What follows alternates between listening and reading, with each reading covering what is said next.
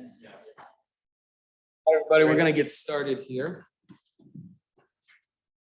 Thanks so much for coming out to the second day of the conference. It's wonderful to see all my new friends and some old friends here. Welcome. You are currently sitting in the first panel here in this very room. We'll be joined by three excellent speakers. I am so eager to jump into this particular series of talks. I should introduce myself. I'm Christian Greer. I'm a postdoc at the Center for the Study of World Religions with a special interest in the evolution of consciousness. Well, without further ado, I'd like to introduce our first guest speaker, Celia Trim Mattison, who is zooming in live from Norway, where she is currently doing a PhD at the University of Stavanger. I hope I got that right. May I ask you to unmute yourself? And you'll be given 20 minutes, and I'll give you a little reminder at 5 minutes. So you will be presenting sacred plants, spiritual experience, ritual practices with entheogenic plants. The floor is yours, Celia. Thank you so much. And welcome to this presentation, which is a part of my PhD project called Sacred Plants, Spiritual Experiences. I'm doing a research on ritual practice with ayahuasca, and I will now share screen with you so you can see where I'm heading.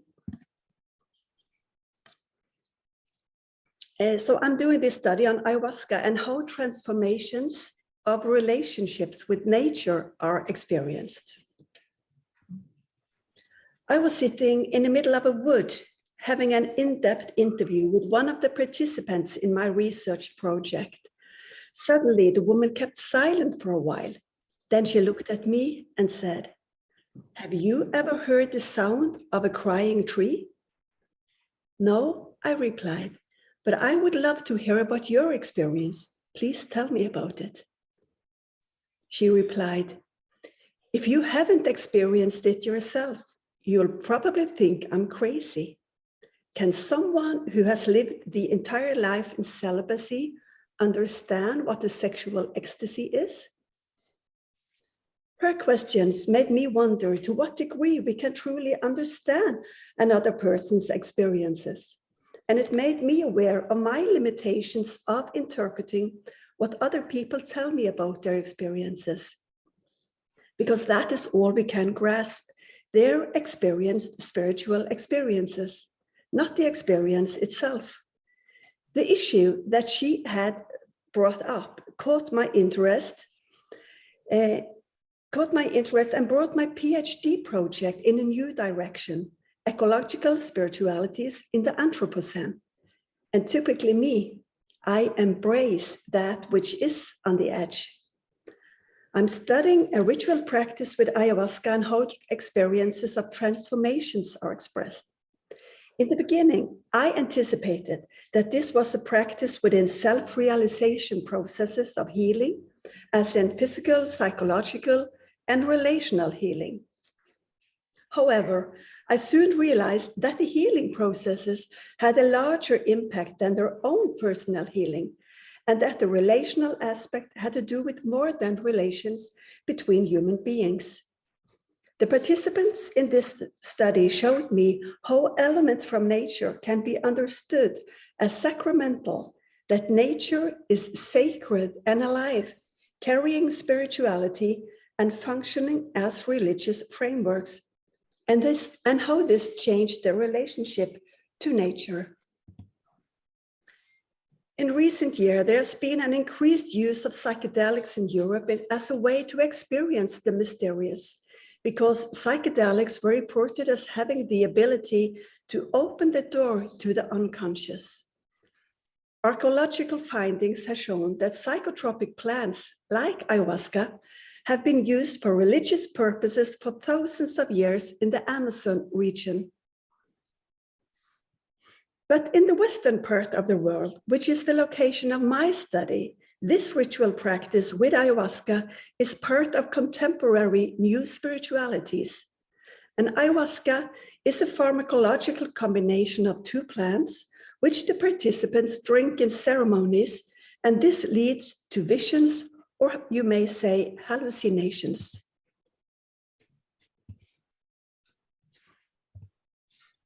Let me briefly present the framework of my study. It's a qualitative study where I, through fieldwork, that is participating observations at ceremonies with ayahuasca, and in-depth interviews with 14 participants, have a cultural, analytical perspective within the science of religion.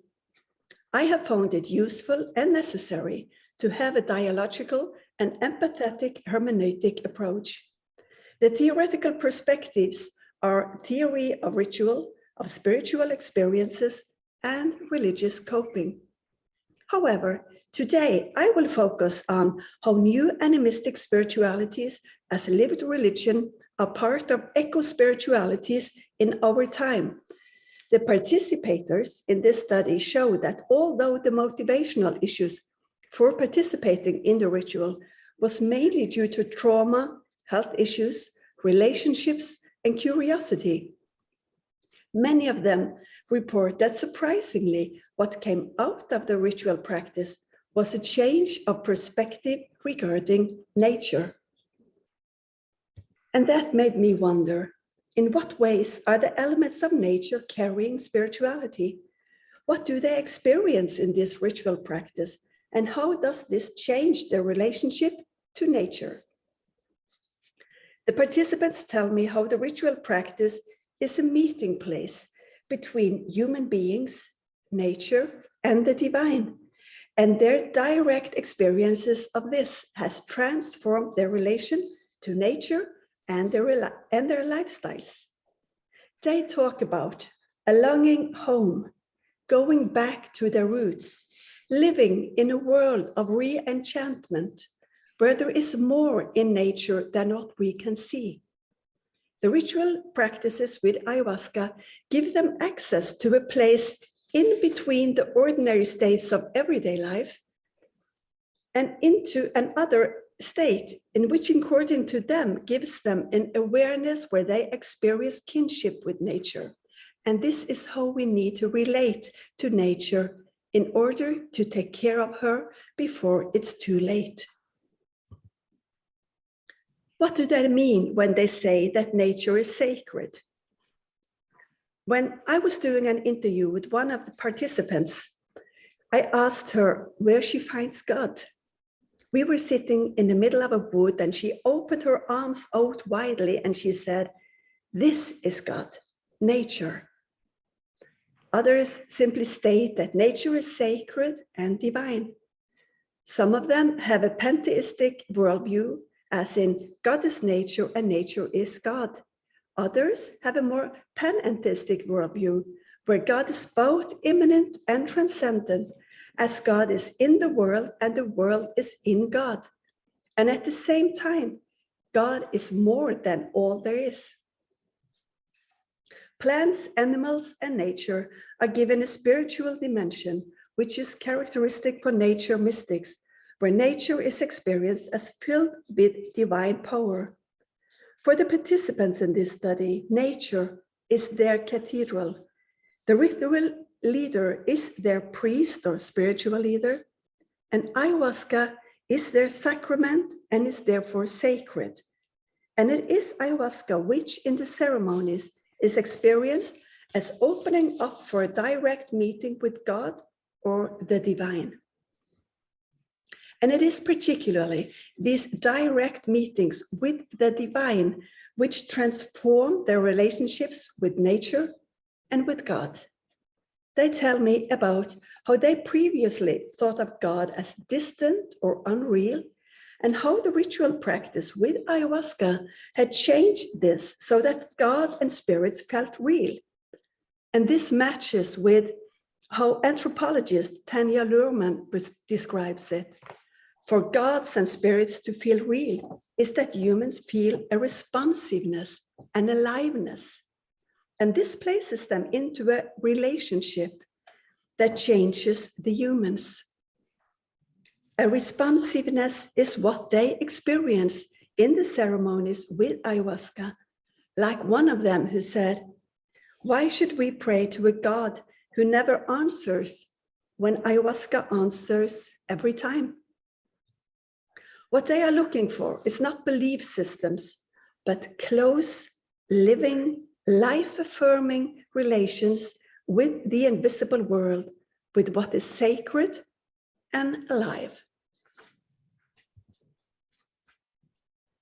New animism is concerned with finding good ways of living together in meaningful relations. According to Professor in Religious Studies Graham Harvey, the relational aspect is the key aspect in new animism, because a person is responsible for the well-being of those with whom they are in touch. According to the ecologist and philosopher David Abram, humans of our time have lost the ability to live in a mutual and responding way with nature. It is as if we have forgotten that as we touch the bark of a tree, we feel the tree touching us. Life is always lived in relation to others. And in my study, others are understood as more than human beings, as the world is full of persons, only some of whom are humans, and that life is always lived in relationship with others. It's all about relations and communication. The anthropologist Tim Ingold defined animism as a way not of thinking of the world, but of being alive to it, characterized by a heightened sensitivity and responsiveness. And it is this kind of sensitivity which they experience achieving through ayahuasca, which makes responsiveness and communication possible. One of my participants talked about the teacher in the ceremonies, and at first I thought he considered the curandero, the ritual leader, a teacher. But then he explained me and said, no, I mean the plants. By a teacher, I mean what's behind the plant, what's invisible, hidden inside the visible. What's invisibly hidden inside a leaf or a plant, many of us can only imagine. But my participants experience seeing, tasting, listening, and communicating with the unseen realms during the ceremonies with ayahuasca. If we recognize and honor the multitude of living beings and are open to such invisible aspects of reality, we may start treating nature as a subject, not an object. The participants describe how they during and after ceremonies with ayahuasca see themselves as not separate from nature, and how they experience a kind of unity with nature. And they experience it as borders dissolving, which makes them able to feel empathetic towards natures and being in natures. Even though only a few of the participants call themselves new animists, the discourse of the field is characteristically new animistic. The participants in this study tell me they communicate with nature and they learn different things from different plants, as people don't just learn about plants, they learn from certain plants, called plant teachers. And they consider ayahuasca to be the greatest teacher. They get advice and guidance from the plants as they would get from any other spiritual teacher. Some pray to the plants. Some describe the exchange of communication as a dance and interaction. Others read the plants as love letters from God to humanity. Nature speaks to us, and it's not a metaphor, one of them said. Animists communicate with nature by an exchange of information about things that would otherwise be unknown and even unknowable. Nature's voice is recognized through embodiment and sensitivity, and they do not speak to nature, but with nature. There is a mutual relationship, and Harvey uses the term persons in order to show the relational aspect as persons are social beings who interact and communicate with each other. The anthropologist Bert David explains this mutuality in that it's not so that we personalize an entity and afterwards we socialize and communicate with her. No, it's the other way around. We personalize nature when and because we socialize with her. Rituals bring in a world of as-ifs. It's a condensed world which is different from our ordinary world, and ritual practices create spaces of this different world. This sense of something sacred, as well as it creates expectations of transformations. How are relationships to nature experienced as transformed after ceremonies with ayahuasca? The participants say that during the ceremonies, they have seen, heard, felt, tasted, and in all sensory ways experienced that nature is alive, that trees and plants and other elements from nature have a soul or a spirit, and that nature can feel pain and communicate. And this makes them treat nature differently. They now live life as if nature matters. All of them, in various degrees, describe how they now have an engagement in ecology and environmental activism, which they didn't have before. It's the way we breathe, the way we are, they say, which inspires them to live respectfully together with all living beings. These findings are in accordance with definitions of ecological spiritualities, which questions who we are and how we relate to nature, and how it all depends on the ability to identify with others, also with non-human persons in nature. Their experiences are similarly to what the theologian Leonardo Boff names an eco-spiritual experience, that is, living in the totality of being, with trembling feeling, in intelligence reaching out unendingly, in the heart that is flooded with emotion and tenderness. That is what it means to have an eco-spiritual experience. The feeling of unity with nature lasted many years after the ceremonies. And deep ecology, a concept made by the Norwegian philosopher Anne Næss in 1973, looks for a deeper unity between all life and is concerned with preserving the earth for the sake of the earth, not for the sake of human beings, which makes this an ecocentric and not an anthropocentric philosophy. And this resonates with the perspective of the participants in my study.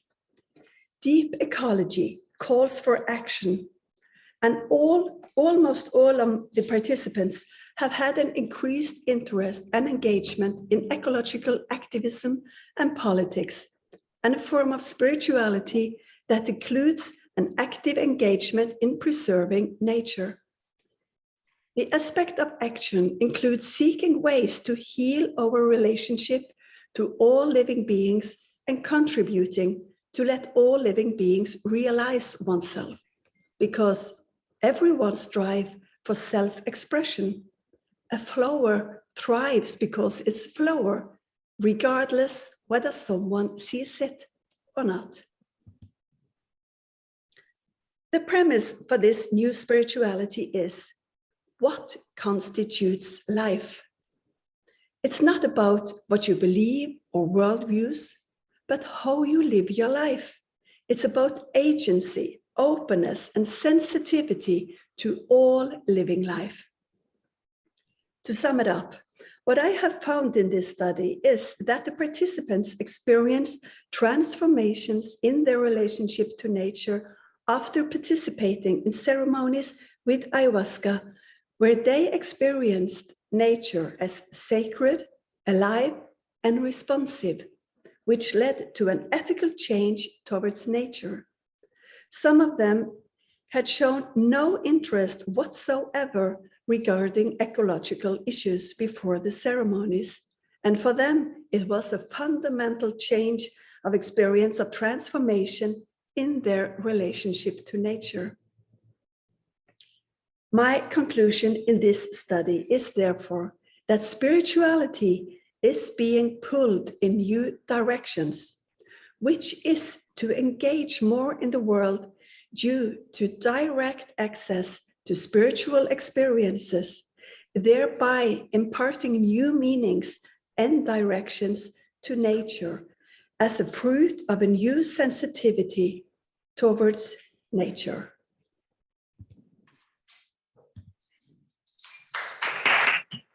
Thank you for your awareness.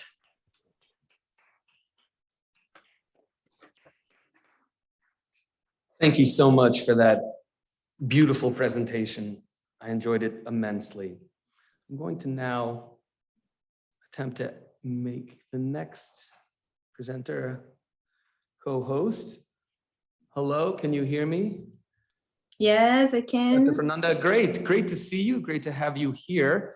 Now, Yeah. can you share your screen? Is that possible? Yeah, let's share it. Excellent. And Wonderful. So our next presenter, Dr. Maria Fernanda Guevara, is an anthropologist whose research considers the Amazon as a site where nature, culture, politics, and spirituality are enmeshed. Today, Dr. Guevara will be presenting a paper, From Crisis to Cosmos, the role of Amazonian plant medicine and our changing ecologically damaging attitudes. The floor is yours. thank you very much. Thank you everyone for being here and for the opportunity of speaking in this very inspiring conference. And I will skip the introduction as you've already done. Thank you for that. So I will talk about indigenous spirituality and how Amazonian plant medicines may help us in changing our ecological damaging attitudes. And from what I was listening from Asir and her research, my results are very, very similar to hers. I hope this doesn't become a bit repetitive for you, but it's also very rewarding to see that we are having like similar results in different cases. And I'll also look at the Yawanawa case. They are indigenous people from Brazil.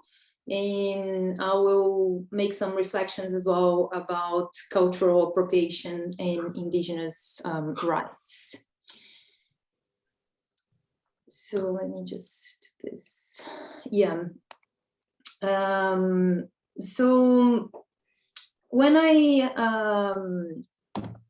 was thinking about this presentation, I immediately thought about a story that I've heard from one of the Yawanawa elders, and I felt it was a good way to start on series about indigenous spirituality, and they are always telling stories and myths about their lives and ancestors. So last time I was with the Yawanawa, and I'll give some more information about them soon. I was talking to one of their spiritual leaders, and I asked him how they say sacred in their language. And his answer was that they don't actually have a sole word for that. But the main meaning of sacred to them is the mother's breast milk. And he explained to me that due to the importance of the mother's breast milk for feeding and calming and nourishing the baby, the act of breastfeeding became the meaning of sacred. And when I was thinking about that, I thought, like, how are we as humans feeding ourselves nowadays? And I'm I'm thinking not just about how do we feed our bodies, but also how do we feed our soul, our spirits, and how do we calm ourselves every day with the sacred, whatever it means to each of us. And at the same time, we are also living in this moment of profound ecological crisis, where there is this fundamental call to rethink our attitudes towards nature. And some even argue that the ecological crisis is a spiritual crisis. So the central goal of my research was to understand the ways in which ayahuasca and other plant medicines that are used in indigenous rituals are perceived to change participants' views of nature, and in consequence, the way they relate to it. And I chose the Yawanawa rituals as the ones in which I concentrated the research, because they started to share their culture and medicines in the 2000s, and very quickly they became kind of trendy and served as a good inspiration to find out more about these different cultural constructions about nature. And I collected the data between 2016 and 2019, both in field visits to the Yawanawa lands in Brazil, but also during some of their retreats in Europe. The Yawanawa, they are hunters and gatherers. They see themselves as a unified people, a group that stands and works together, a family, and that's why they call themselves people of Queixada, the peccary. And they also consider themselves to be the people of spirituality, the Yuve Yawa in their language. And they say that in the past, there were many pajes, which is the name they give to their healers and shamans in Portuguese. And for them, most plants are actually medicinal plants. And although today the most notable aspects of their spirituality is healing, in the past, the shamans' functions were more varied and touched upon other aspects of culture, such as warfare and hunting, for example. And in terms of healing, they use different techniques, including chants, blowing, praying, and others. So let's talk a little bit about rituals first. And I think since I've begun to work with indigenous peoples, I have thought a lot about ceremony and ritual. And we have many rituals in different societies, including religious ones, sacraments, national rituals, seasonal festivals, rites of passage, and so on. And these are generally community and culturally based and follow a traditional formal pattern. And they also imply a continuity, a memory that is transmitted from past generations through the practice of ritual itself, bringing the past to the present. And American anthropologist Gregory Bateson viewed rituals and certain kinds of spiritual beliefs as serving a corrective function, allowing integration of narrow individual consciousness with larger circuits of mental process, including collective and environmental ecologies of mind, how he called it. And in the light of his theories, psychoactive plants can be seen as tools for loosening up mental processes and blurring ego boundaries between individuals and their larger social and ecological contexts. So ritual in this context is instrumental, but not as something that maintains social structure. Rather, it would foster self-transformation, while at the same time challenging the participants on cultural constructs and basic assumptions about the world. And he also applies cybernetics to the field of ecological anthropology. He saw the world as a series of systems containing those of individuals, societies, and ecosystems. And this system is found in both in competition, but also in dependency. He also viewed that all three systems were all together a part of one supreme cybernetic system that controls everything instead of just being interacting system. And this supreme system is beyond the self of the individual and could be equated to what many people refer to as God, but he referred to it as mind. And he also argued that Western epistemology perpetuates a system of understanding which is purpose or means to an end driven, and this narrows our perception, thus limiting what comes into consciousness and therefore limiting the amount of wisdom that can be generated from the perception. And then he argues for a position of humility and acceptance of the natural system instead of this scientific position that we normally use as a solution. And he thinks that humility can come about only when thought and emotion are combined to obtain knowledge.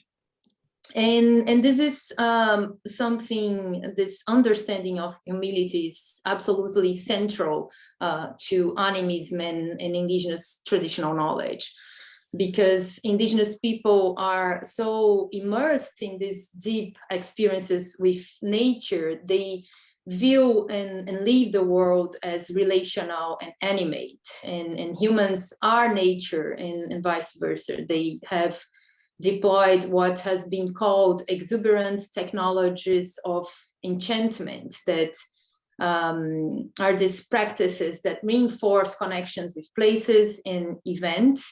And they also nurture a sense of humility, gratitude, and wonder at the whole contingency of life, and perceive themselves as serving these other than human contexts rather than the opposite.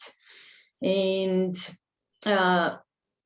this is something that provides abundance and diversity to them, which is mainly affective and is seen mainly as affective and embodied, as opposed to calculative and rational.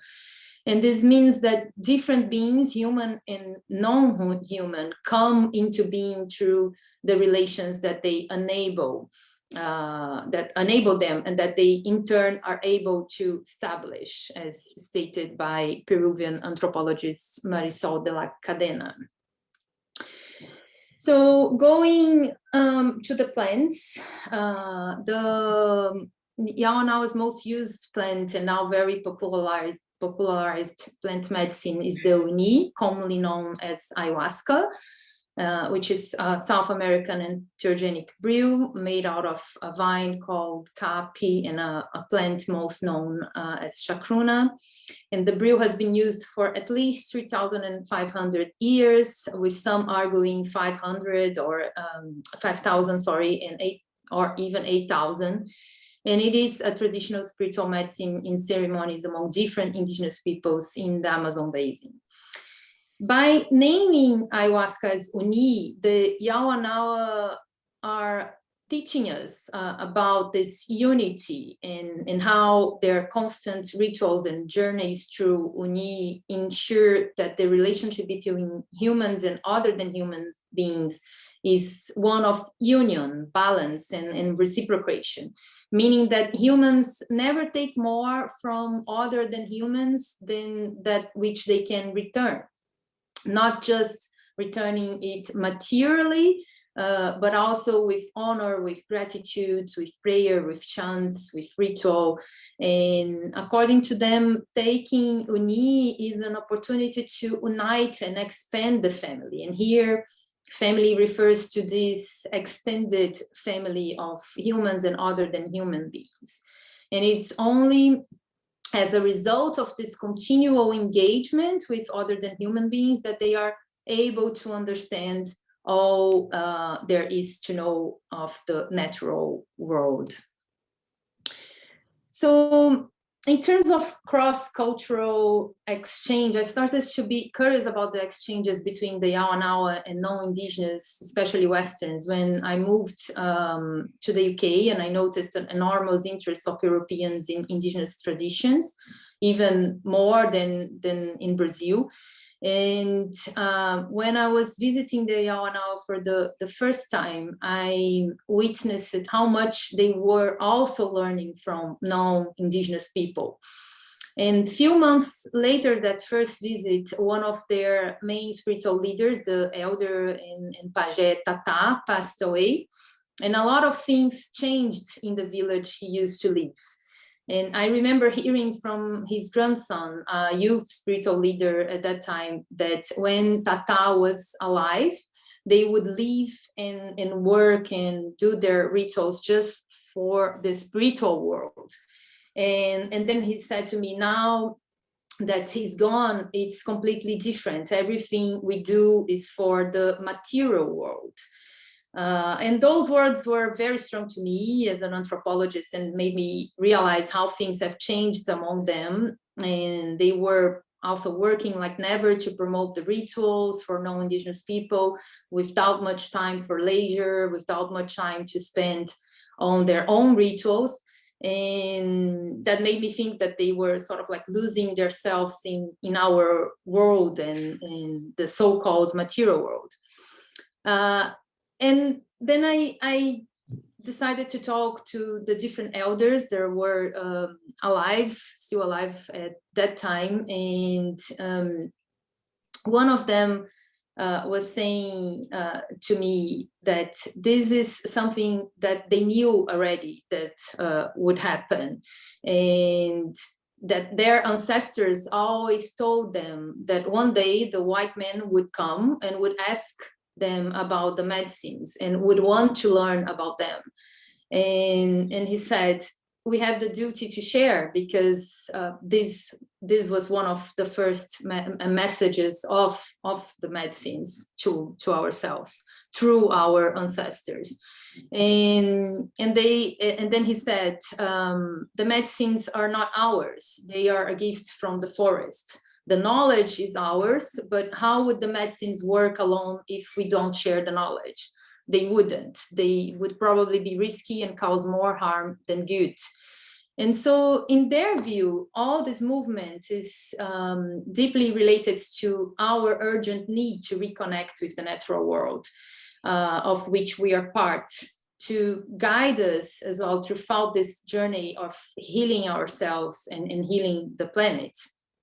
I then started to realize that this exchange between indigenous and non-indigenous was a two-way exchange, and some of the Yawana themselves always say they would never be able to play different instruments in their rituals, such as the guitar, if it was not for their relationship with non-indigenous people.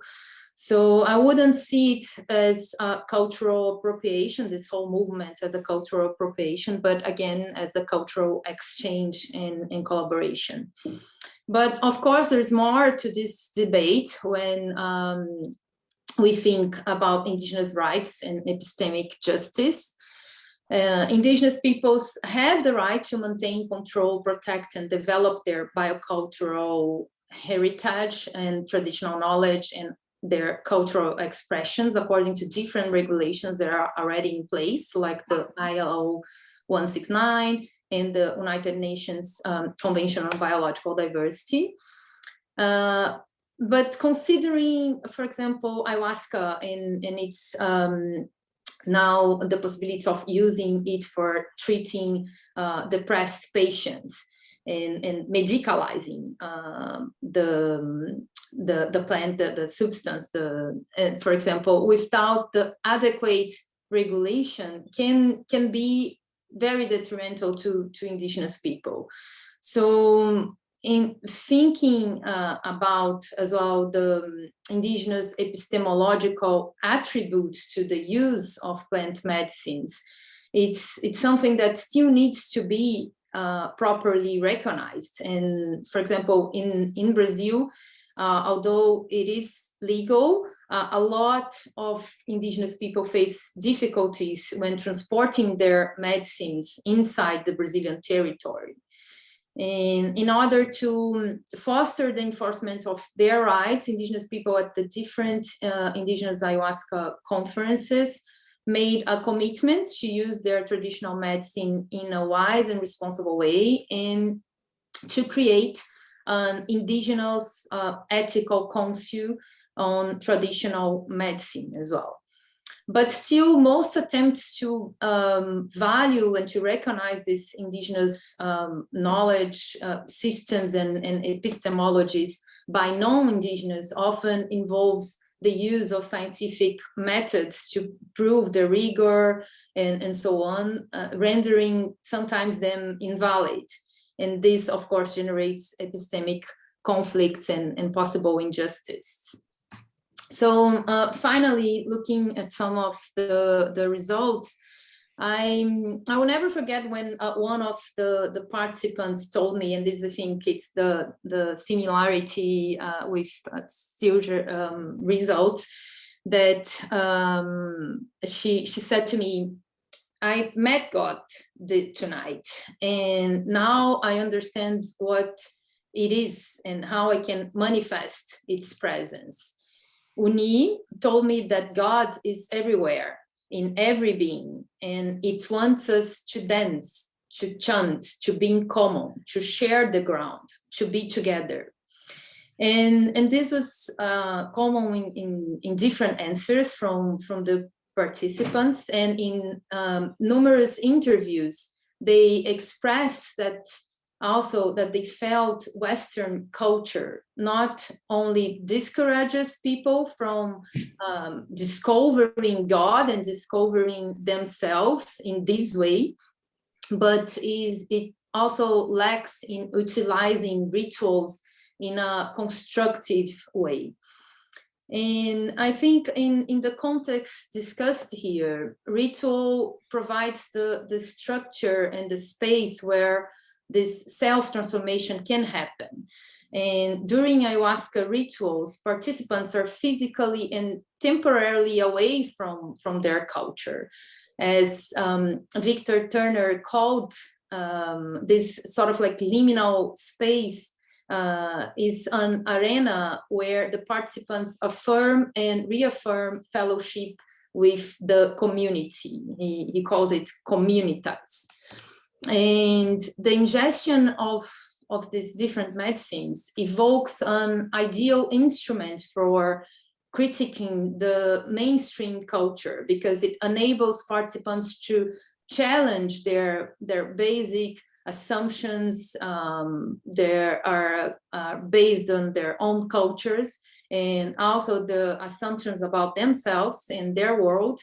And if this is successful, they go back and are able to make change in their life first, and if this is successful in the world around them as well. But of course, you need to kind of make your homework and integrate what you experienced in the ritual in your everyday life. And for me, in my view, this is the most important part of the change and the ritual itself. It's your preparation and what you do after. So coming to the conclusions, I think one of the main challenges that we have as a species is that we have forgotten this connection to nature. We've come to the conclusion that we own nature and not that we are nature. And from what I could perceive and understand from the research and from the rituals, they are waking up a lot of people and reminding them that this very strong connection. And my feeling was that a lot of people were comprehending that the plants are actually the ones running the show, and because they are the ones sustaining life on Earth, and because we depend so much on them. And indigenous people have always had this perspective that the plants are teachers. And when you think that a few years ago, if you would bring that up probably people would laugh at you, and now not so much. There are many different competing evidence that plants are indeed intelligent, or wise, or whatever you want to qualify them. And I think it's more about us being open and able to listen and to learn what they have to teach us.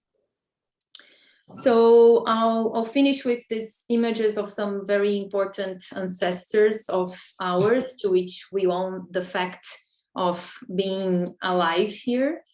And yeah, thank you very much. Obrigada. Obrigado.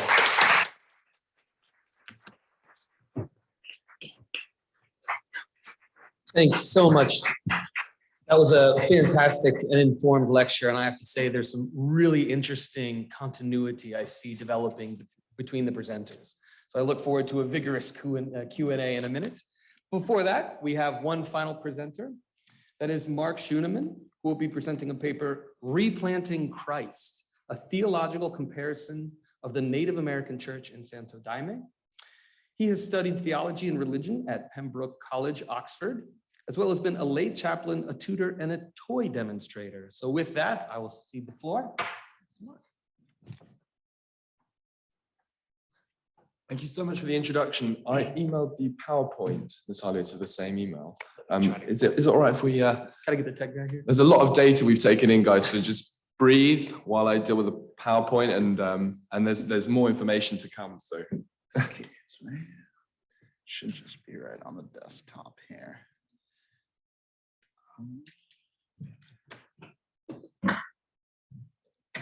Do any of these? Emailed it to Naohito, so who should I email it to now? Ah, okay. This is email. Do you want me to email it to Bob? Yeah, could you email it to Bob? Thank you. Sorry, one sec. No problem.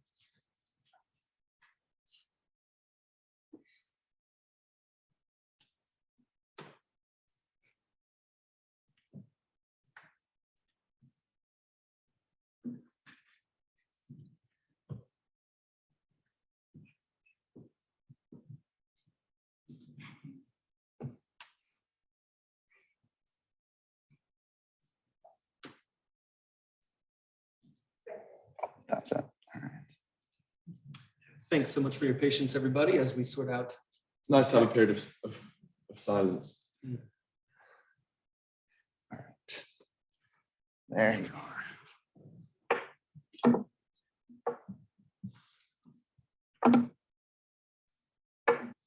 Hello, everyone. Thank you so much to all the presenters yesterday and today. I'm really enjoying the triangulation that we're finding between the last two papers. My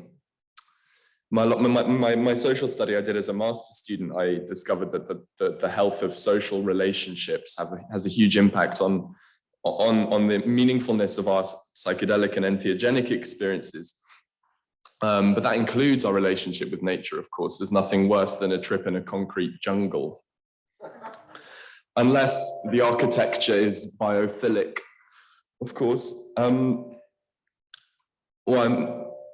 a day when India has predicted, I think, 49 degrees centigrade. I know you use Fahrenheit here, I can't translate that, but it's pretty dark, and that's in April, right? This conference has never been more important. And yeah, as social scientists, it's great to have a kind of triangulation. This picture isn't actually anything to do with the talk. It's actually by an artist, Alex Gray, but I liked it because it depicts Homo erectus. We've come from another species, right? Species are constantly changing, and this is, kind of the tree of the knowledge of good and evil, which another Christian syncretic religion, the Bwiti in Gabon, whose president is also entheogenic, by the way. They believe that their sacrament is both the tree of the knowledge of good and evil and Christ's body. So I found that a very interesting kind of theological collapse. But anyway, I'm already digressing. Christian syncretic psychedelia has a lot going on, but we're not going to talk about the Bwiti today. The structure, yeah. Yes. Oh, right, yeah. Because I was talking about an image, wasn't I? Yeah.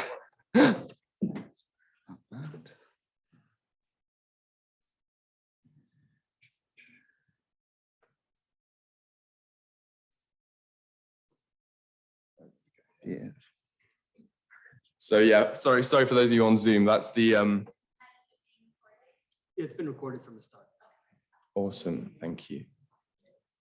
Thank you so much, IT guys. I don't know what's going on with IT, so I'm really grateful.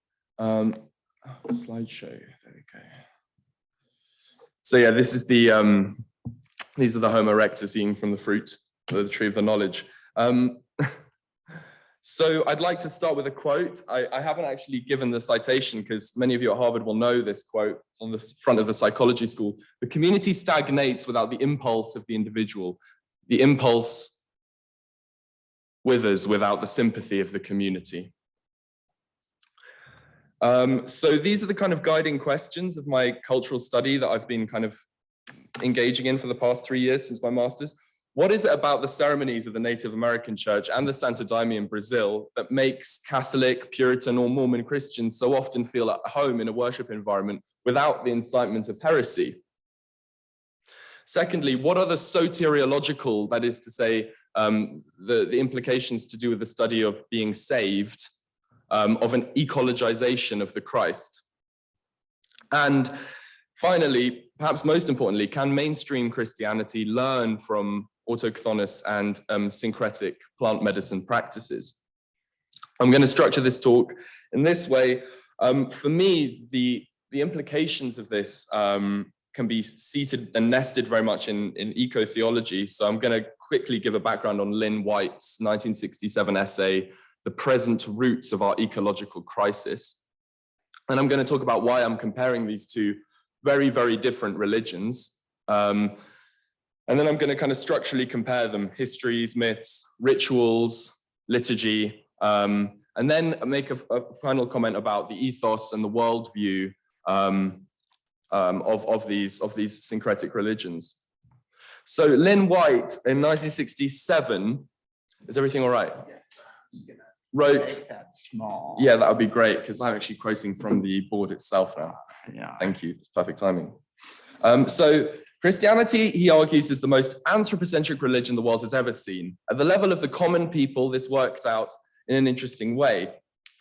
In antiquity, every tree, every spring, every stream, every hill had its own genius loci, its guardian spirit. These spirits were accessible to men, but were very unlike men and women. Centaurs, fauns, and mermaids showed their ambivalence. Before one cut a tree, mined a mountain, or dammed a brook, it was important to placate the spirit in charge of that particular situation and to keep it placated. By destroying pagan animism, Christianity made it possible to exploit nature in a mood of indifference to the feelings of natural objects. The spirits in natural objects, which formerly had protected nature from man, evaporated, and man's effective monopoly on spirit in this world was confirmed. And the old inhibitions to the exploitation of nature crumbled. The whole concept of the sacred grove is alien to Christianity and to the ethos of the West. Okay. I would say this is slightly sharply drawn and a little bit caricatured. What of the voyeuristic torture of lions, bears, and bulls in the gladiator pits, banned by Christians on the basis of cruelty to animals? The fact that Northern England and Australia are deforested was due to indigenous forest fire hunting techniques. Adam and Eve were vegan, by the way. The Sabbath is also a Sabbath for donkeys. Does the Anthropocene really have Yahweh and Jesus to thank? What Lynn White goes on to endorse is a re-emphasis of Franciscan Christianity. St. Francis famously preached to the trees and to the animals. But what strikes me about Daime and about the Native American church is that they allow nature to preach back. It's not just preaching to the trees as if they're kind of passive receptacles, but actually allowing plants to preach back. So why am I comparing these? Firstly, to understand the compatibility or not between Christianity and animism and entheogens.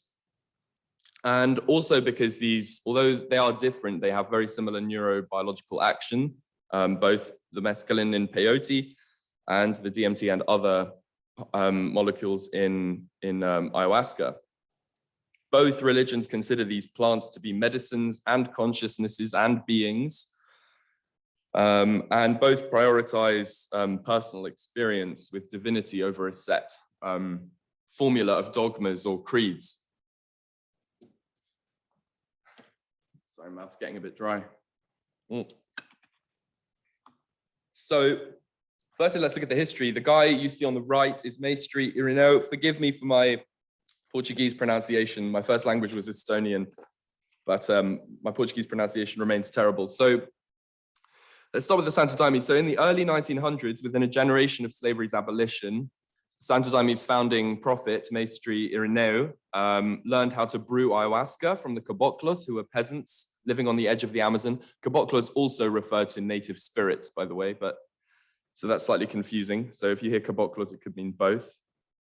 The Vegetalista, a magical healing tradition from these caboclos, is credited with Irineu's ability to heal others. But his Christian faith remained central to the hymns which he received, which are sung during the ritual. On one of his first journeys, he was told by the caboclos to try and summon this, what he perceived to be a demonic energy, but only Christian crosses appeared. And in his second vision, the Virgin Mary appeared as the Reina de Floresta, or the Queen of the Forest, the universal goddess, to tell him to spread the gospel and to rename ayahuasca Daime, which means give me. The many influences upon this founder, implied by the multiple naming and the palimpsestic nature of Mary as the Queen of the Forest, is indicative of the religion as syncretic. It takes from many religious traditions, and palimpsestic. It overlays one interpretation with many others without seeing contradiction in that. And the Holy Family are given a very high reverence in this religion, which is indicative of its kind of folk Catholic milieu. This is pre-Vatican II. So the Catholic rituals they would have gone to would have been in Latin, but they would have been aware of the stories of Jesus and the Holy Family. The Daime rituals which we see today would probably have been in full swing by the 1920s. Yet its original members were illiterate Catholic villagers, and Daime was drunk as an augment to church attendance. When he asked, when the local bishop was questioning whether this was Christian, he sent a couple of priests Catholic priests to the ritual, and they confirmed that it was, because it very much centers on a confession. The dancing stops, and it's a really beautiful confession that happens. Yes, comparing the history to the myth will aid our understanding of the worldview of the Santo Daime. So they revere their founder as the reincarnation of Christ. And some, not all lineages, his disciple, Padrino Sebastião, is considered the reincarnation of John the Baptist.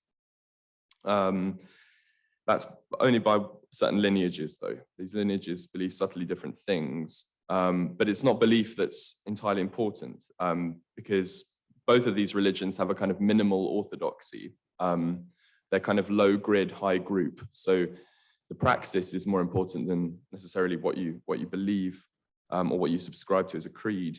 So ayahuasca is considered a drinkable gospel, the doctrines of which went into hiding given the Europeans' distortions to Jesus's teachings. And that, it appeared, in the poorest part of the poorest country to a black rubber tapper under a decade after slavery's abolition, is considered in keeping with Christ's promises to the poor. Daime is in continuity, they argue, with the Christian gospel, while simultaneously a radical break. Divine knowledge becomes experientially accessible. They don't use the Bible. They don't even say the creed, although one lineage did for a while. They then got a vision to stop using the creed. But we'll go into the actual ins and outs of the ritual in a second. So let's compare that to the Native American church. The history of the Christianization of peyote has notable similarities and differences. Firstly, a bit like ayahuasca, it was used previously for kind of as well as for ethical reasons. It was also for personal power, for healing, for divination, for witchcraft. I mean, I just read something this morning that, you know, they found harmaline alkaloids in the hair of child sacrifice mummies among the Inca, presumably meaning that they were either using ayahuasca as an anxiolytic for these children who were going to be sacrificed, or using ayahuasca as a way of preparing them. But either way, we'll come to it. But Christianity has had an interesting influence on how it's been used, and has re-emphasized its use when compared to its indigenous use. So the in the Native American church, there was no single prophet or founder in the same sense as with Daime, but there were various charismatic leaders, including Quanah Parker, whom Fernanda quoted at the end of her talk. It was officialized as a church. So in 1918, after this kind of ritual structure was developed by the Kiowa tribe, moving north into the plains, and it was officialized as a church in 1918 at the encouragement of James Mooney, who was their first ethnographer, who also did a lot to normalize peyote use. And he believed that renaming themselves a church would allow legal use of peyote under the auspices of freedom of religion in federal law. So the crystallization of the ritual happened very gradually, probably started in the 1880s in New Mexico, but there are many different schools of thought as to where the ritual actually came from. And whether it was originally Christian is hotly debated between ethnographers. Labar argues that Christian elements are thin and superficial and just kind of added in. But Abel, another ethnographer, believes that it is fundamentally a religion of redemption whose aim is a kind of state of grace in the Christian sense. So I think that kind of reflects the fact that ethnographers have looked at the Native American church, which is a pan-tribal religion, in different tribes, and different tribes are variously Christianized to different extents. That's basically the kind of history. And yeah, I'm going to now look at the myths. So the founding myth of the Native American church is essentially that there's a woman in the desert and she's parched, and she's about to die, and she hears this whispering, and it's the peyote basically. And it tells her to eat her and to gain strength for her people. Now, among the Winnebago, this has been kind of Christianized, and also among various groups of the Navajo. For the Santa Daime Church, yeah, we've kind of gone over the myths. It's essentially considered a drinkable gospel, and Jesus is kind of replanted. So it's not, you know, some of them use the Bible, some of them don't. It's quite variable in both cases, but either way, the central feature is the usage of daime, ayahuasca, or the peyote. Now, peyote, various informants have argued that when Christ died and his blood fell to the ground, it grew as peyote, or peyote is Christ in female form. What's quite interesting is the way in which the Native American church, for example, see the Trinity. They talk about God, the native son, Jesus. So the nativity of Jesus is very much emphasized, and the Holy and Great Spirit. So the Great Spirit of the Plains cultures is kind of palimpsested with the Holy Spirit. So they're actually more Trinitarian than Harvard, even more Orthodox.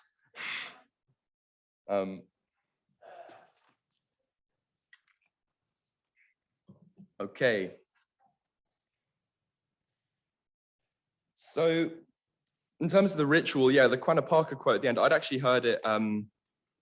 So Quanapaka said, the white man goes to his church and talks about Jesus, but the red man goes to his teepee and talks to Jesus. Tanya Lerman might be having words with Quanapaka, but aside from that, I mean, this is the kind of emphasis, it's the real presence and the experience of divinity in a plant.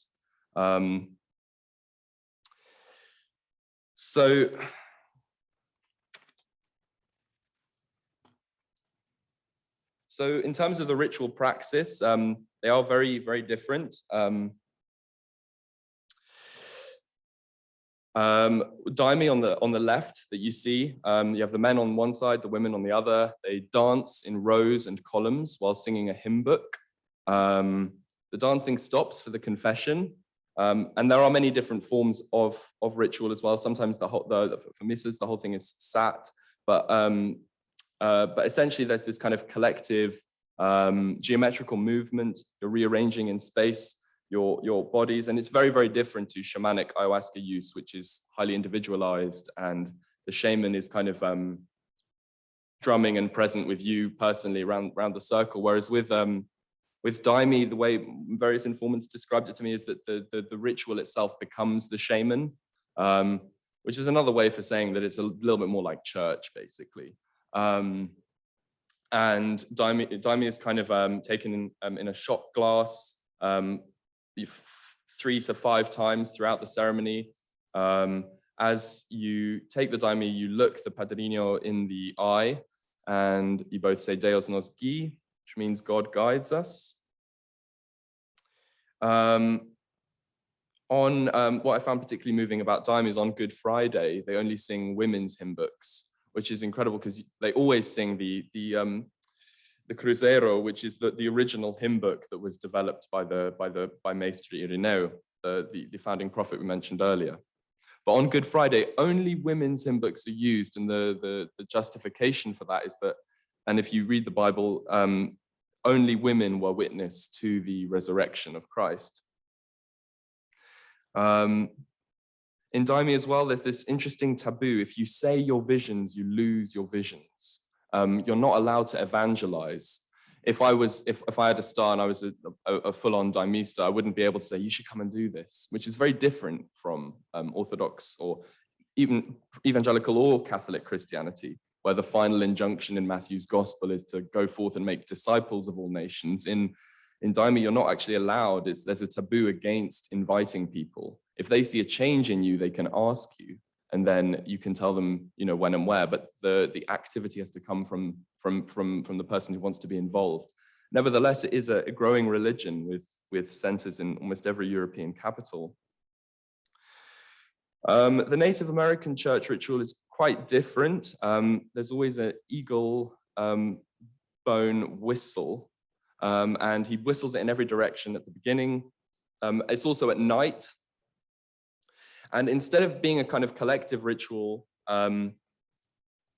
you take the rattle and someone uses the water drum at about 130 beats per minute, and each person individually will go around the circle and sing songs, say prayers with the tobacco. And it centers on the midnight water and then the woman's water. It's a kind of, there's very much a ritualized dehydration about it. And when the man said yesterday, forgive me, I've forgotten his name, that water is a psychedelic, you really do feel that in this ritual, and the gratitude involved in that rehydration process is quite phenomenal. And then at dawn, this kind of sliver of light comes through the teepee or the hogan and hits the roadman. The roadman is the kind of the master of ceremonies, I guess. There are kind of like 4 officiants. There's the roadman, the fireman, the water woman, and the drummer. Sometimes the cedar man or woman as well, who puts the cedar or the medicines actually on the fire. 2 minutes, okay. Okay, so the encouragement, I'm going to move on because, so these are some of the hymns, for example, you see in hymn 75 at the bottom. The caboclos already arrived with bare arms and bare feet. They bring good remedies to heal the Christians. So this is like a kind of a merging of indigenous, African, and Kardecist and Christian spiritualities all in one.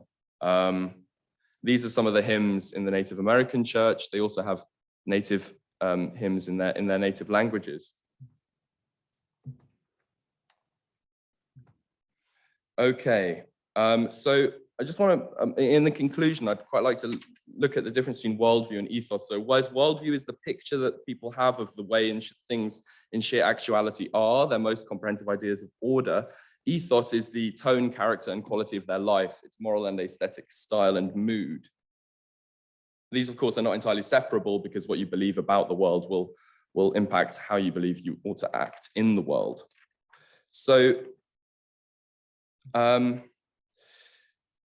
in both of these religions, the encouragement to ethically improve one's attitude towards human beings, that is to say, you know, the social gospel of Christianity is coupled with the enculturation that the natural environment is our physical sustainer. The Christian gospel is expanded from the human realm into nature at large. And entheogens are used implicitly and explicitly for the purposes of a Christian redemptive ethos. Nevertheless, the worldview is essentially animist, but Christ is replanted into this. So in both religions, through the collective ingestion of God's gift, participants come closer to God by shedding individual identity into the common identity. And the free gift of redemption comes to include the natural world. So I would say an economy of redemption becomes an ecology of redemption. Planting Christ encourages members of both communities to reflect on the mutual reliance of many things, colonizers, colonized, humankind, nature, and all to God. To say that Christianity has ethicized previously indigenous praxis is not to be moralistic, but merely to say that morality and the transformation of one's desire into the doing of good was one among many features of indigenous spirituality, but is now like a central feature in these. Previously, it was used also for warfare, for personal power, witchcraft, clairvoyance, and maybe even child sacrifice. So, as well as no doubt becoming a better person and caring for nature, neither is this to say that Christianity itself has a moral leg to stand on in the way it was evangelized and promoted. The conquistadors and the Protestant-dominated cultures which met the Indians, the Native Americans, they hardly practiced the religion of the Prince of Peace, right? But as a Christian anthropologist myself, it seems that in the maintenance of indigenous practice and the acceptance of the gospel combined has led to a genuinely new way of doing church, very relevant to the modern day. The experience of divinity is central and takes precedent over the appearance and slavish motions of ritual liturgy. The natural world is divinized rather than functionalized and dominated. And self-examination and a state of interpersonal and interspecies grace becomes more important than the power to have or control. For me, the Christian story, the center of it lies the logic, the most powerful thing which the most powerful being can do, that is being itself, the reason that we don't slip out of existence. The most powerful thing that being can do is to give up that power, to surrender. Okay. So they've both gained something in this kind of merging. Christianity has gained an ecological centrality, and plant medicine practice has received this kind of redemptive ethos. So I'd like to kind of conclude with something which happened to me. They say when you say your visions, you lose your visions. Well, in my first daime, I had no visions at all. And actually, that's more a statement about integration. So if you were to take a cake out of the oven too early kind of thing. And this happened a few years ago. After my daime experience, my mum sent me a text message. And she didn't know where I was. She didn't know what I was doing. But the text message was incredibly relevant to exactly what it was that I was doing. It was really bizarre. So we're not being anti-technological here. So she sent me this. Some of you who know the Lord's Prayer may recognize it, but yeah, I say it regularly now. Our Mother, who art in forest, hallowed be thy name, thy forest queendom come, thy will be done and dusted. On earth as it is in heaven, give us this day our daily blueberries, mushrooms, and being. Forgive us our trespasses as others forgive us. Tempt us to good. For thine is the queendom, tree, power, and glory forever and ever. Amen. Thank you.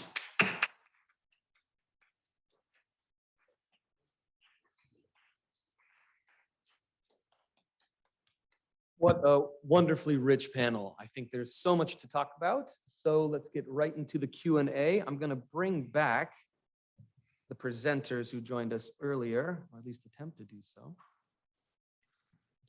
Right, my man's right here. So as we work out the technology, feel free to raise your hands. I will come around with a mic and we can begin the Q&A.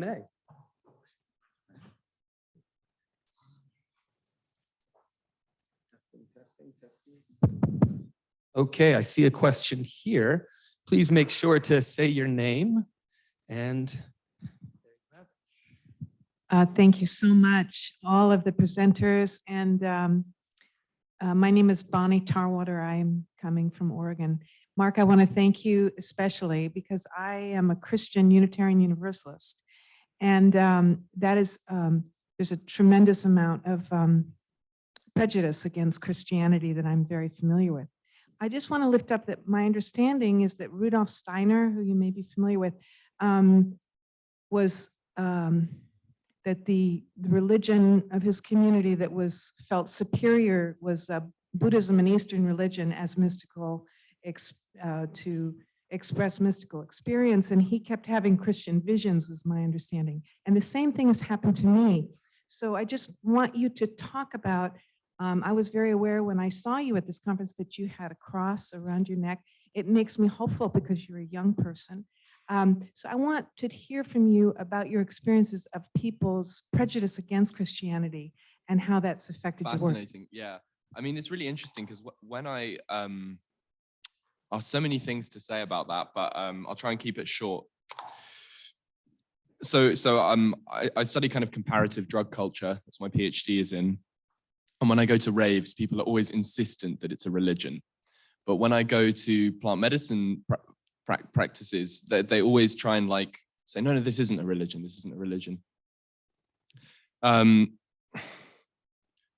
mean, I think that it's impossible to shake the things which emotionally have reactions. You know, I mean, we are encultured beings, and you know, you can't like delete your enculturation as much as the hippies of the 60s thought that was possible. You can't be a kind of like a lonely atom or ego orbiting itself. You know, we are enmeshed. But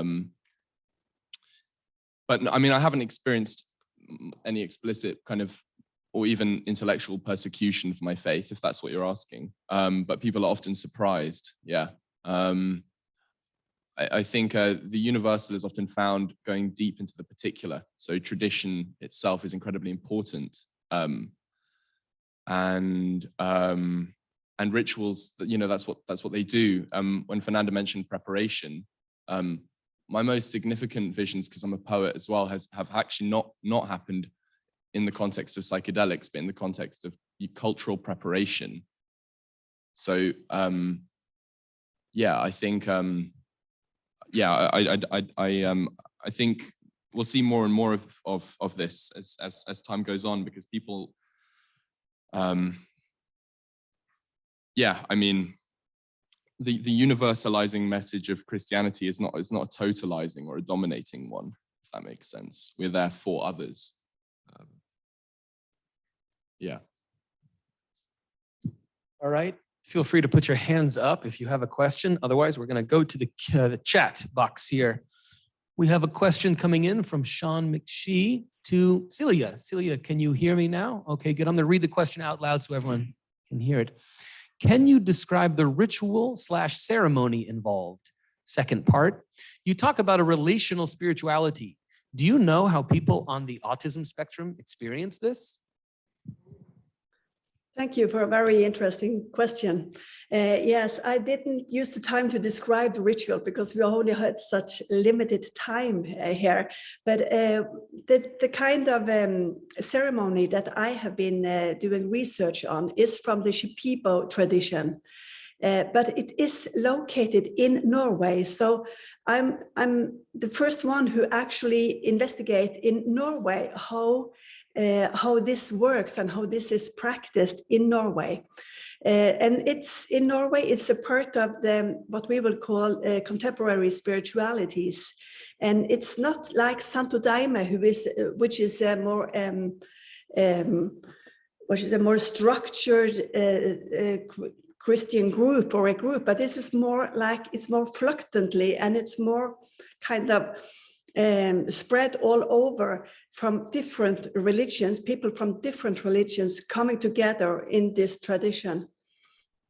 And it's a ceremony which is usually made out in the nature in cottages, and it's the room is completely dark, and the ceremony lasts for approximately 6 hours, where they get to drink ayahuasca, and also where the ritual leader or the curandero also sing Icaros, a song which is from the plants and giving healing to the participants.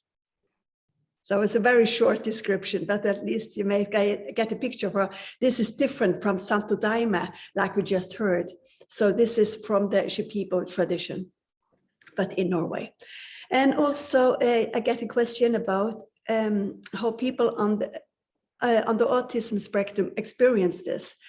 This has not been a particular study of mine, but when I was doing the interview, I got to know about some of them who had an autism diagnosis. And it was interesting also to hear, because what is difficult, or at least from those that I talk with or had the interviews with, they say that they have difficulties in relation with other people. So how is it when they relate so much to nature as this? And what I got to hear was that it was a relief. It was a relief to experience relationship, but with non-humans. Of course, this does not have to be the case in all for all people with autism within the autism spectrum, but at least that was what my participants told me, that it was a relief to get get relationships with nature, with the divine, and not having to be related so much to common human beings, to fellow human beings. That's a fantastic answer. Thank you so much for sharing. We have another question here in the front. I'll ask you to say your name for everybody. Sure, thank you. My name is Eric Mortensen, and over the last several panels from yesterday to today, we've heard the word enchantment or enchanted brought up several times in several different papers. Christian, you spoke of enchanted theory, and Dr. Gabara spoke here of technologies of enchantment.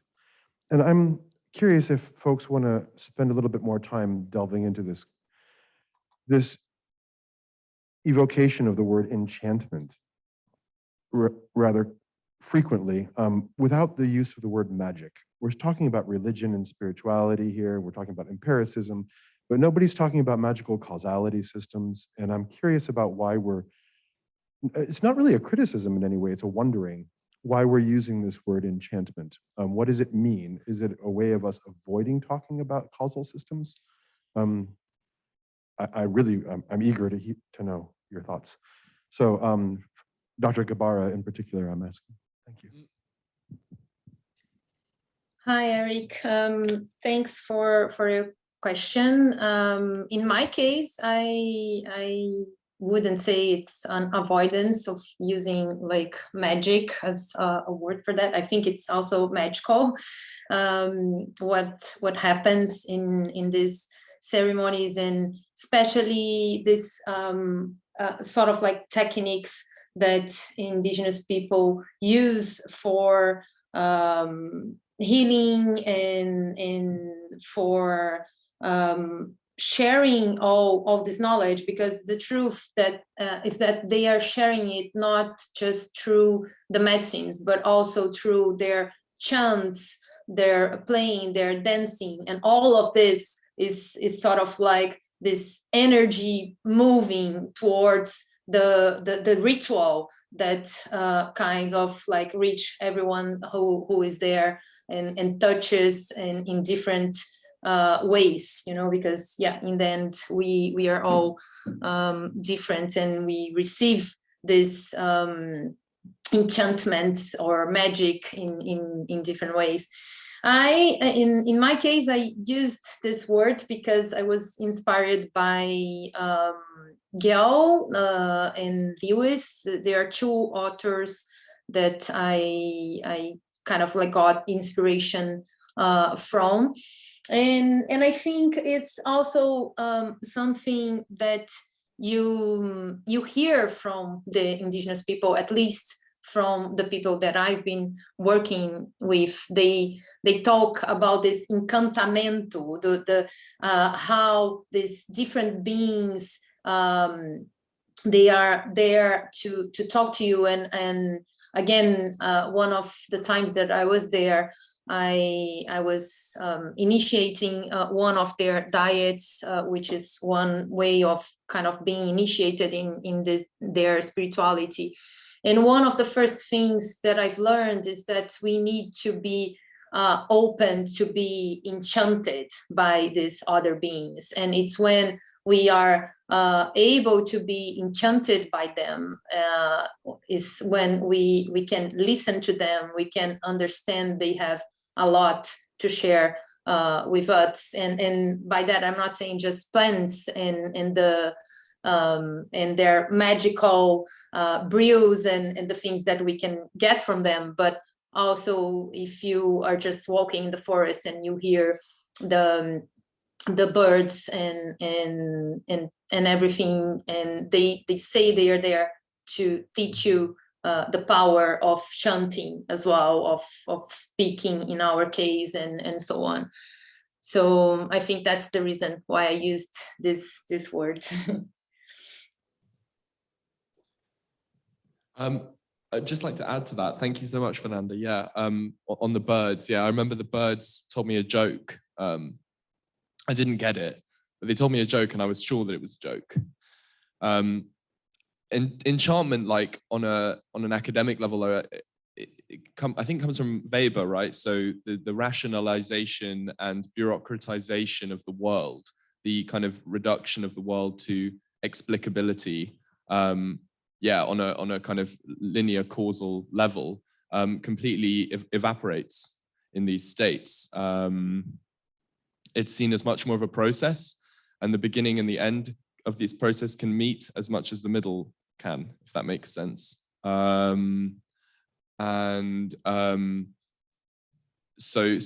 it kind of it flies in the face of the world as essentially explicable or reducible to formulae and causal structures. Yeah. Wonderful. Thank you so much for those enlightening responses. And I will evoke my authority as moderator to ask a question myself. This has been such a wonderful panel because I see so many ligaments between all of the speakers. And I'd like to draw out perhaps some of the differences in your approaches. So my question is, since we're talking about ayahuasca, it seems as though the experience that people have when they try it is incredible and really potentially life-changing. I'm curious, as scholars, what is the role of your personal experiences to ayahuasca? And as a follow-up, do you think it's necessary for scholars to actually participate in ayahuasca ceremonies to write about them fruitfully? Thank you.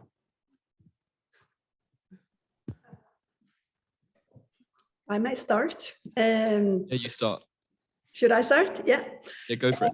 I'm a priest in the Church of Norway.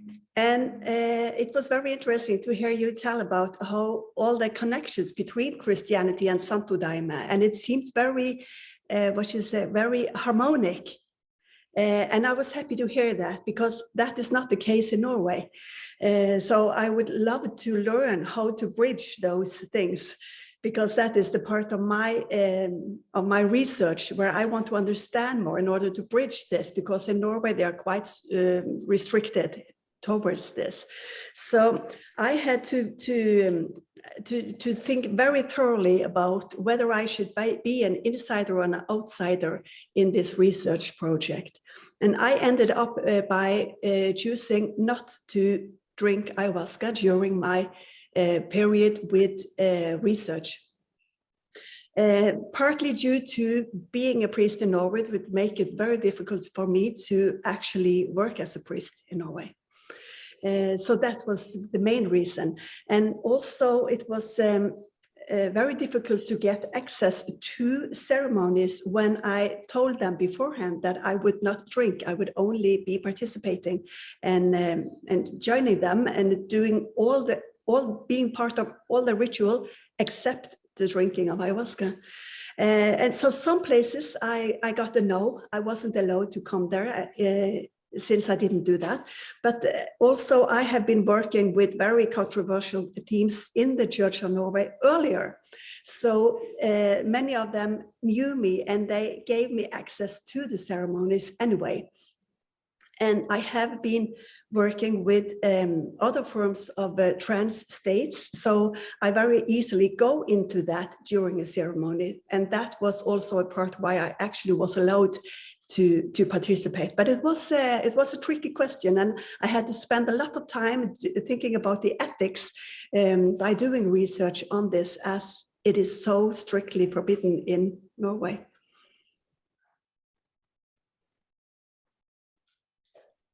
That's fascinating. I think it's a slight travesty that you're not that you feel like you're not able because of your office to do that. But it's amazing that you managed to anyway.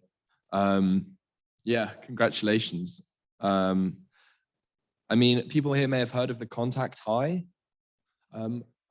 Celia, did you experience any of any in your trance state? Did you experience some kind of collective contact high of any kind, or? Yes, absolutely. And that, I think that is also a part of both my interest and curiosity into this, but also a reason why I started telling her about how can I fully understand another person's experiences. And of course, we have our limitations. And I think we have those limitations, whether we join the practice fully or not. We will still have limitations understanding another person. But for me, it has been like kind of, I have had such strong spiritual experiences myself, so I can relate. And I think that is important. We need to be able to relate. Otherwise, it would be impossible, I think, to try to understand and to also try to make the bridges that is so important in my work, to try to build bridges between different people with different faiths and different practices. I mean, most of the Daimistas I've met are wouldn't even call themselves Christian, but it might interest you to note that they make one edit to the Lord's Prayer, the Daimistas do, and rather than your kingdom come, in the second line they go, let us go into your kingdom. But I think that's not just a statement of drinking the daimi, it's a statement of being together and being the change.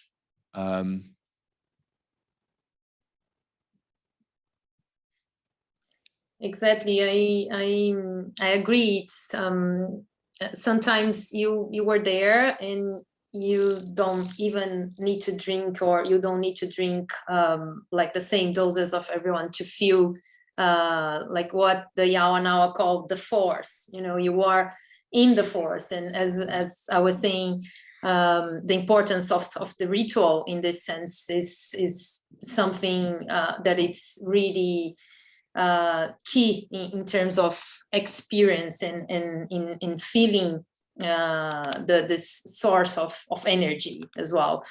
And for me, as an anthropologist and working with them for so long, it was very important to participate in the ritual and to drink and to sit and to experience. But there were some rituals in which I decided to not drink. I was pregnant at the time, so I didn't want to like drink a lot and things like that. So I was translating the indigenous people and everyone that would share their experience to the indigenous people. So I was like working like crazy the whole night.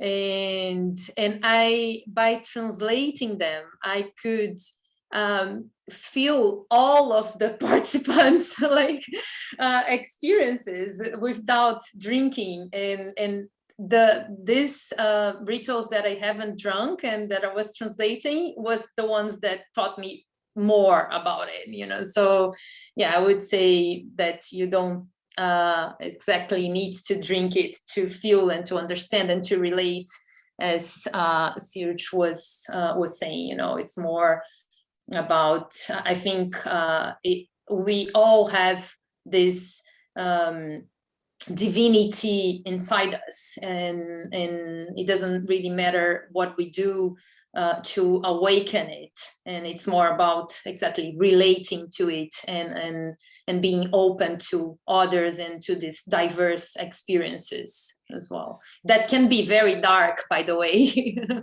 Can be very, very dark sometimes, and not in a bad way. I'm not saying dark in a bad way. We are all light and dark and so on, but it can be sort of like complex and heavy, and yeah, it's not like all beautiful. Yeah, I just one more note on that's a really good point. I mean, I've the visions I have and haven't had are not proportional to the dosage that I've taken ever. It's always proportional to what I need to hear, what I may or may not be going through at the time, and so yeah, dosage in these cultures is not as important as preparation. Having said that, there is something, you know, biochemical going on, which is impossible, you know, to avoid sometimes, and it does give you a whole new perspective as a researcher. I would say it's not entirely emulatable, or is it? Because DMT is endogenous, right? We produce DMT in our body anyway, and various methods may excite those, including Celia's transcendental meditation methods, or what have you. So it's kind of like yes and no. I think it can benefit research to not, and it can benefit research to, in different ways. And I think I remember once going to confession because I was like, you know, if I've discovered Jesus on acid, is this okay? Is this orthodox? And the priest, she said, you know, well, you should go to church on acid, and you should go to church not. And, you know, see the difference, right? I mean, which was really honest to God advice. And there was no absolving because she didn't think what I'd done was wrong. Contrary wise to Celia's experiences in is it Norwegian church? Norwegian Lutheran? Yes, the Norwegian Lutheran Church. Right, yeah, that's a travesty to me. I mean, whenever I speak to like my theological supervisors and people I look up to in the theological world, they always say, remember what's at home. Remember what's at home, but don't like, you know, this isn't wrong to do this stuff. Just remember what's at home. And I think kind of what I wanted to say at the beginning, it's very easy to reject our own indigeneity, but we have a very rich religious tradition as Westerners ourselves, which we can draw on, and indigenous people are also drawing on, and we shouldn't be afraid of that. But I think it can give a whole new perspective to take the sacrament. Yeah, you won't see the world in the same way probably ever again. Yeah. Not just on an emotional, but on an academic level as well. Yep. Great. We have Well, hold 1 minute. I'd like to get the audiences home, be able to hear. Please say your name. I am Frédéric Apfel-Marglin. And Celia, what you've been saying made me think of a visit. I was invited by a Sami couple to the, above the Arctic Circle. It was in Sweden, not in Norway. And they took me to a museum that their community had made. And I discovered there the very violent destruction of Sami shamanism. That was very recent, 18th century. I was stunned. I'm also very aware, and having read a great deal about the history of the bringing of Catholicism in Peru, where I have a center, nonprofit organization, and I have been doing ayahuasca for 25 years. And nowadays, the curanderos, whether they are indigenous or mestizos, have folded in Catholic saints and virgins and Jesus and so forth. Everybody does it, and it seems to be, but you know that the history has been absolutely horrific. And so I learned the Samis had the greatest shamans of Europe. All Europeans used to trek to the north to do ceremonies there. They were the great shamans. And a very dear anthropologist friend in Finland with whom I worked told about witnessing the work of a Finnish Sami shaman that somehow had survived the eradication and the murder. And she witnessed that over the phone, there was a woman, a friend of hers, that was bleeding, and they called this shaman who spoke words through the phone, and the bleeding stopped. So, clearly some of this has remained very underground because the eradication of shamanism has been very murderous and very awful, whether in the Americas or in Europe.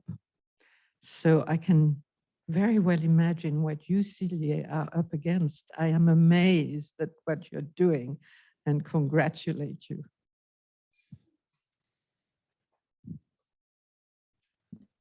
Thank you. Thank you. You go. Celia, go. Okay. Yeah, I would like to share very briefly with you my input to ayahuasca, why I got this interest, because that was due to what the person just talked about. I don't remember your name, but thank you. But there was this man called me and said, I need to talk to a priest because my daughter has just started using ayahuasca. And after she had told her priest, her local priest where they lived, they were not allowed to come to church anymore. And that horrified me. And I asked the parents, is it because it's illegal? And they started crying and said, I wish it was that easy. The priest won't see them because they think it's so dangerous what they are doing. And from that day on, that changed my perspective as a priest. It changed my direction as a priest because I said, no one is ever going to say that because of a practice, a ritual practice, someone isn't allowed to come into a church. And for me, that is my main interest in this research project, to understand why people search these practices, how we can meet each other on better ways than we do today. Because what I experience hearing another priest say they are not allowed to come to church, it devastated me. I think that's not the way it should be. And that is my kind of inner inspiration or inner goal, trying to make better ways to understand each other. So that is my input to this. Did you speak to that priest? Because we share that goal, Celia. I hear you completely. I've had such a different experience with my liberal, wishy-washy Anglican experience. I didn't go to that priest exactly, because I have the what do you say, the confidentiality that I cannot go right, further. Of course. But what I did, I invited all the priests in my community, and I talked to them, and I travel around in Norway, where I tell about this practice, and I tell about what they experience, and I ask, how can we say that one experience is authentical and another one is just like drugs and it's not real and not acceptable?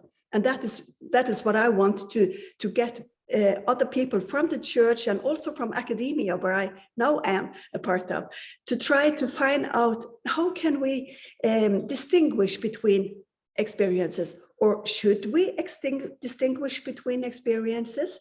Should we try to say this experience is real and this one is an hallucination or an illusion?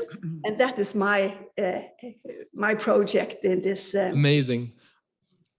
I'm reminded of Dennis McKenna's statement, we're made of drugs. That's why they work. And there is an interesting question about shamanism. And I wonder why so many more conservative Christians are, seize up at the notion of shamanism. I guess in indigenous communities, the shamans, they're very small, they're small communities, and the shaman is like with them from birth to death, right? For their whole life, they're bounded in this community, and the shaman is kind of their friend, their best friend in some way. Whereas as we kind of become more complex societies and we stratify, the shaman gets kind of fragmented into the role of doctor, priest, DJ, composer, you name it, poet.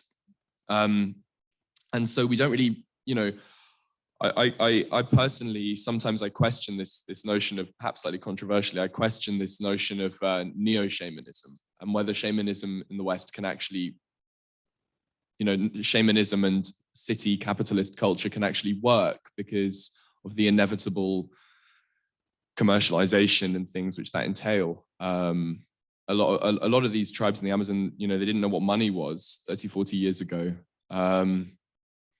Whereas, for example, in daime, you're not allowed to sell the daime. There's a taboo on that as well. I've never been asked for money from the Native American churches that I've been to. So, I don't know.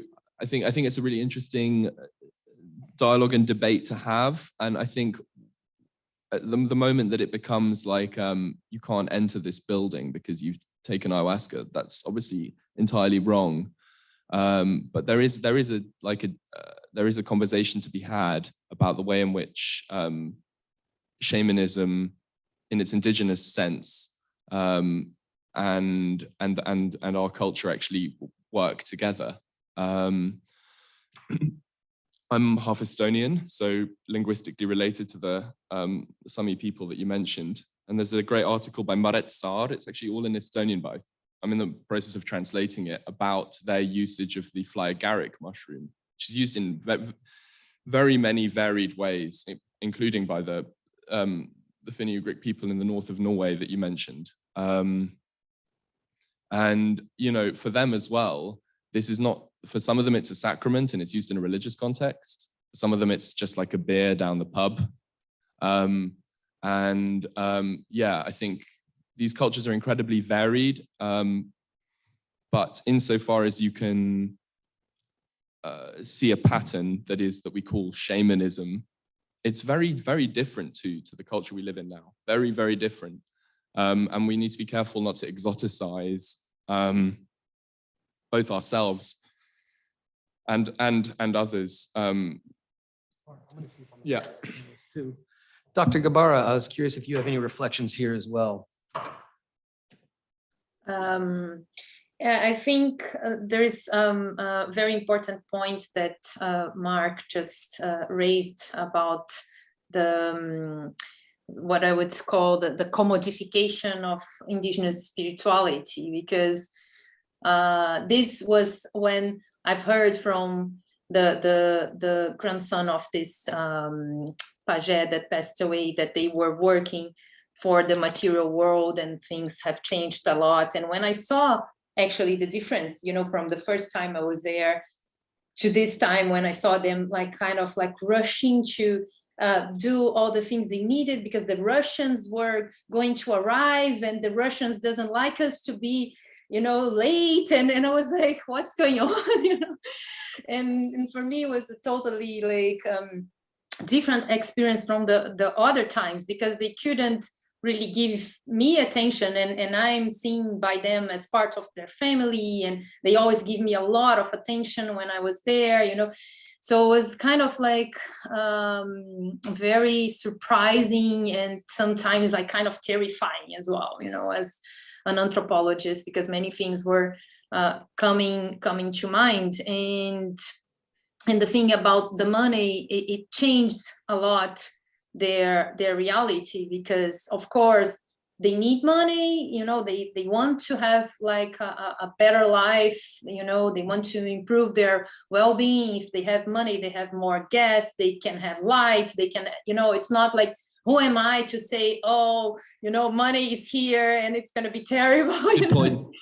Yeah, you know, it's really difficult, but at the same time, from my own experience, I see money as very dangerous, you know? So, because I was trying to kind of understand from them, and this very same youth, he told me, you know, you can always talk to me about money because I don't know money, and he was like, and I need to learn what is it about money. I know I need it to buy things that are important to me and my family and the whole village.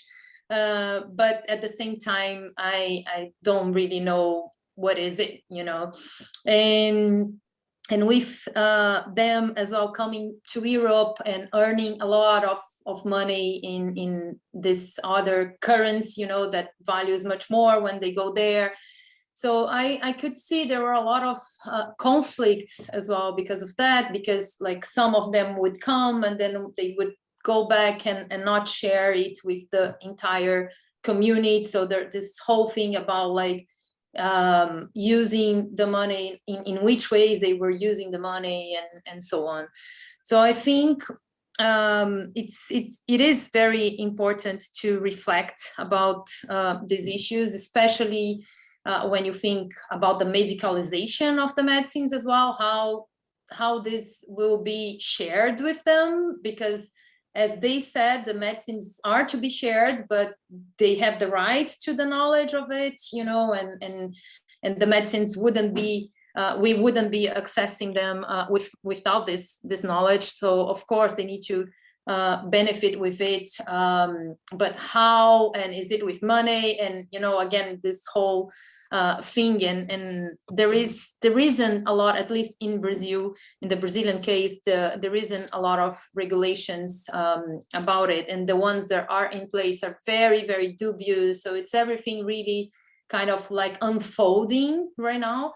So I think for us as scholars and for others as activists and so on, we have a long road to ride, and to kind of like try as much as we can help in building these rights and this rooms for dialogues and conversations in the best way we can, you know, because this is the time to do that before it gets really like an abyss between what they were and what they may become, you know. We are constantly transforming ourselves, but we need to be careful, I would say. Thank you so much, Dr. Gabar. Now we have time for one more question. If something is weighing on your mind, now it's the time. Perfect. I'll remind you to say your name. Hi, I'm Jerry. I'm a plant ecologist. That means I'm a plant biologist that studies how plants relate with the world and with each other. And I'm interested in modern Western paganism and the rebuilding of our kinship webs with other than human beings, such as plants. And I notice a lot when people talk about plants and the compounds that they're producing, which is what we're talking about, the compounds that they're producing and their effects and how they interact with us, is that it often seems as if it's coming from a very anthropocentric view versus a kinship view, which is when we use plants, use plants, not relate with plants. When we use that language, use. We're really looking at them as products to be used versus understanding that the plant is actually producing them compounds for defensive purposes and that they're sacrificing themselves so that we can have these experiences. And so while we are rebuilding our kinship ties, I would ask that, those of us who are involved in modern Western paganism to think about what is an appropriate sacrifice on our part. Where is the deep reciprocity that needs to be had between the plants that we are building kinship with in this way? And I'm wondering with some of our panelists, for those people who are practicing who don't have a continuous practice basically in their culture. So those who are rebuilding their practices, are they talking about these deep reciprocal relationships with the plants and building meaningful relationships with them versus doing things like thank you plant, after you've sacrificed yourself? Thank you. I can't think of a better platform to conclude our panel, so I'll ask each of the panelists to weigh in. We'll start here with Celia. Celia, can I ask? And then we'll go to Dr. Gabar, and we'll end with Mark, who's live with us. Yes, thank you for a lovely question and very important. And my participants absolutely talk about the need of sacrificing, giving back to nature. And they have their own rituals doing this, which I study in the research. But for me, it has been also very important and has raised many questions to myself. How do I give thanks to nature? How do I show my gratitude? And not only in rituals, but in every day, in my lived religion. And I do it through practice by embodiment, by being close to nature. When I walk barefoot doing yoga out in my garden, I listen to the leaves bending under my knees, under my feet. And I thank them for giving life to me and to the whole world. And I think what I have learned very much from this study, except all the other findings and theoretical findings, what I have learned is to be much more aware myself and to give that further to my children and to my grandchildren, to learn to respect all living life.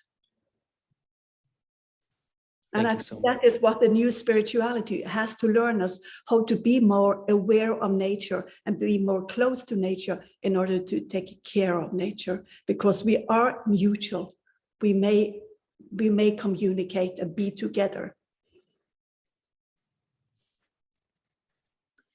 Yeah, very good question. I think in terms of the participants of my research, I would say half and half, I think some of them are very aware of this relationship with the plants and the sacrifice, and they are giving back.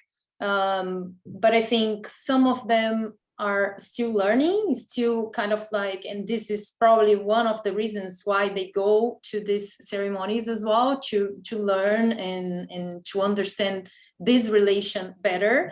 And others, I feel that there is a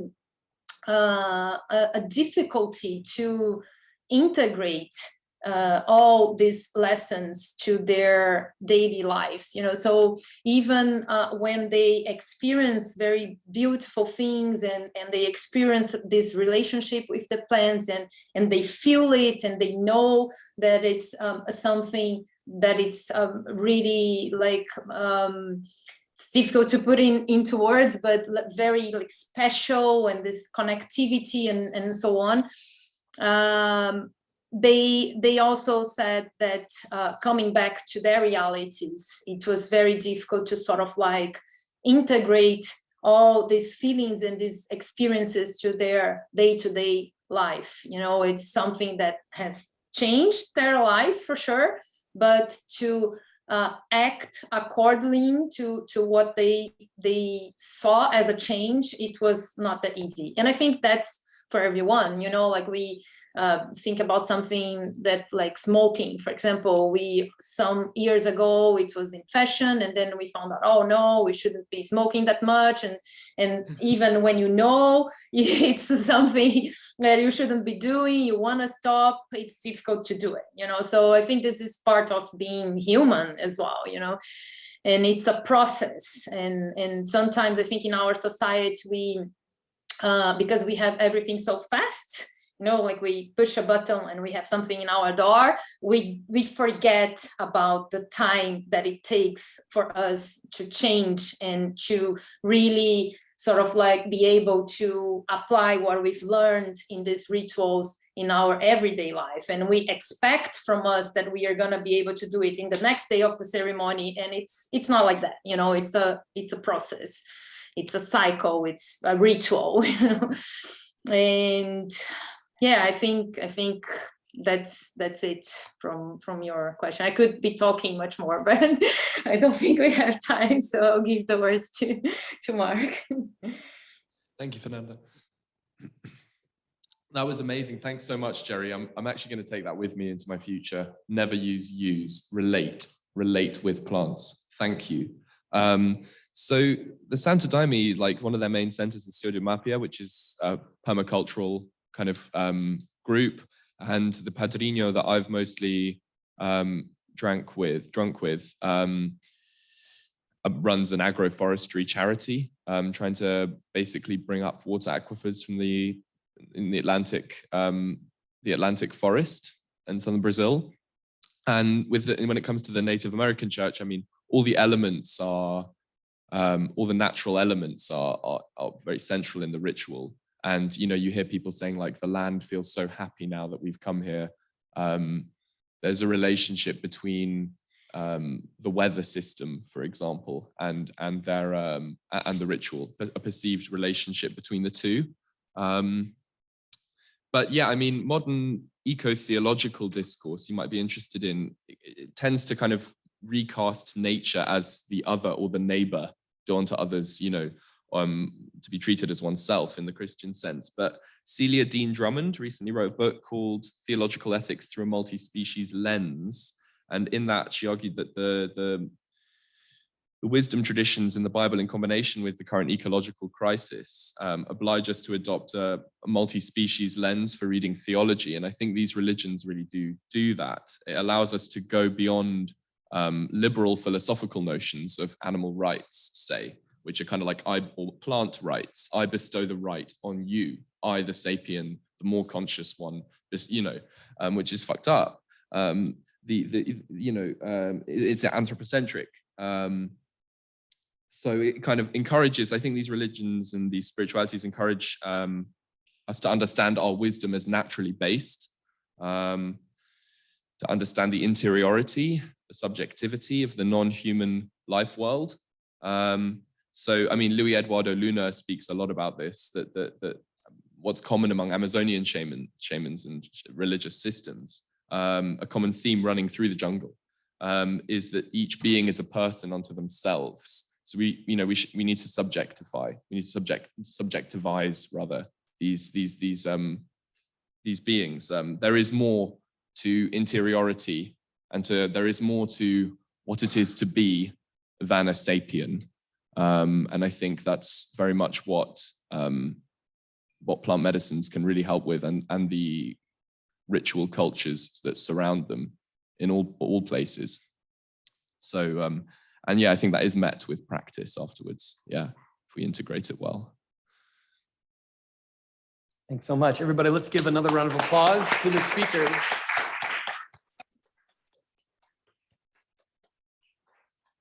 Really an all-around beautiful panel. So thank you for attending it. Let me also invite you to stick around for the next panel that will be coming through here, which is a workshop on reclaiming Scottish Gaelic cosmology in environmental activism. Sounds pretty hip. Thank you. Thank you. Thank Thank you.